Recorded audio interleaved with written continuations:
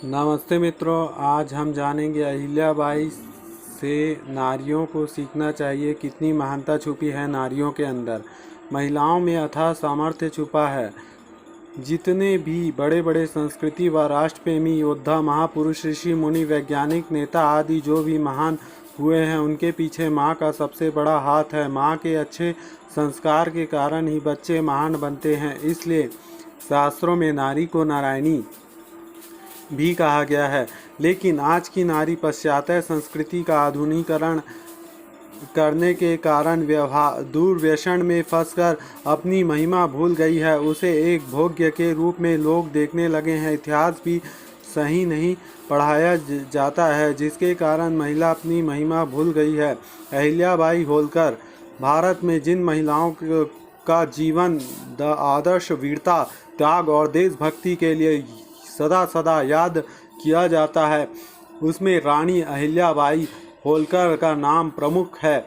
उनका जन्म 31 मई 1725 ईस्वी में ग्राम छौदी, अहमदनगर, महाराष्ट्र में एक साधारण कृषक परिवार में हुआ था।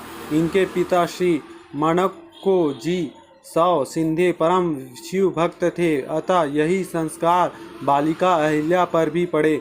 एक बार इंदौर के राजा मल्हार राव होलकर ने वहां से जाते हुए मंदिर में हो रही आरती की मधुर स्वर सुना। वहां पुजारी के एक बालिका भी पूर्ण मनोयोग से आरती कर रही थी। उन्होंने उनके पिता को बुलाकर उस बालिका को अपने पुत्र वधू बनाने का प्रस्ताव रखा। मनकोजी राव भला क्या कहते, उन्होंने सिर झुका दिया। इस प्रकार वह 8 वर्षीय बालिका इंदौर के राजकुमार खंडे राव की पत्नी बनकर राजमहलों में आ गई। इंदौर में आकर भी अहिल्या पूजा एवं आराधना में रत रहती। कालांतर में उन्होंने 2 पुत्री तथा एक पुत्र की प्राप्ति हुई। 1754 में उनके पति खंडराव एक युद्ध में मारे गए। 1766 में उनके ससुर मल्हारराव भी का देहांत हो गया। इस संकट काल में रानी ने तपस्वी की भांति श्वेत वस्त्र धारण कर राजकाज चलाया, पर कुछ समय बाद उनके पुत्र पुत्री तथा पुत्रवधू भी चले बसे। इस वज्रघात के कारण इससे वज्रघात के बाद रानी अविचलित होने से अपने कर्तव्य मार्ग पर डटी रही। ऐसे में पड़ोसी राज्य पेशवा राघोबा ने इंदौर के दीवान गंगाधर यशवंत चंद्रचूड़ से मिलकर अचानक हमला बोल दिया। रानी ने धैर्य न खोते हुए पेशवा को एक मार्मिक पत्र लिखा।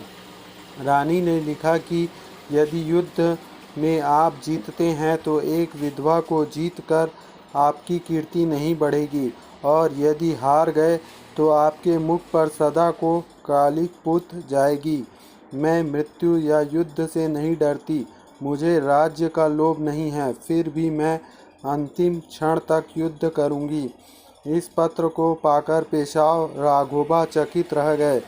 इससे जहां एक और रानी अहिल्याबाई ने उस पर कूटनीतिक चोट की थी, वहीं दूसरी ओर अपनी कठोर संकल्प शक्ति का परिचय भी दिया था।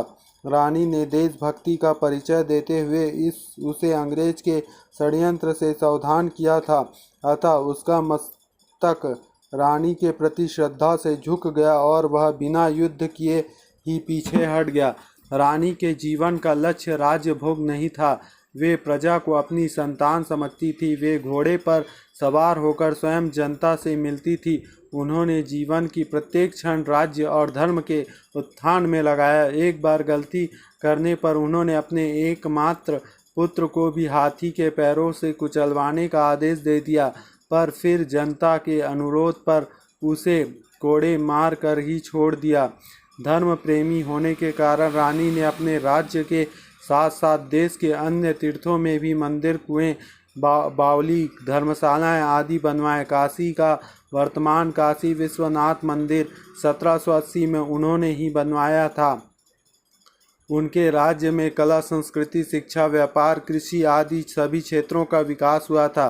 13 अगस्त 1795 में 70 वर्ष की आयु में उनका देहांत हुआ। उनका जीवन धैर्य, साहस, सेवा, त्याग, कर्तव्यनिष्ठ पालन एवं एकात्म स्तोत्र के 11वें श्लोक में उन्होंने झांसी की रानी लक्ष्मीबाई, चेन्नम्मा, रुद्रम्मा जैसी वीर नारियों के साथ याद किया जाता है। राष्ट्र मासिक मई 2011। लज्जावशो भूषणम शुद्धशीलम पादछेपो धर्म मार्गो च यस्याः नित्यं पुत्यः सेवनम मिष्टवाणी धन्या सा स्त्री पुत्रयत्मेव पृथ्व्याम।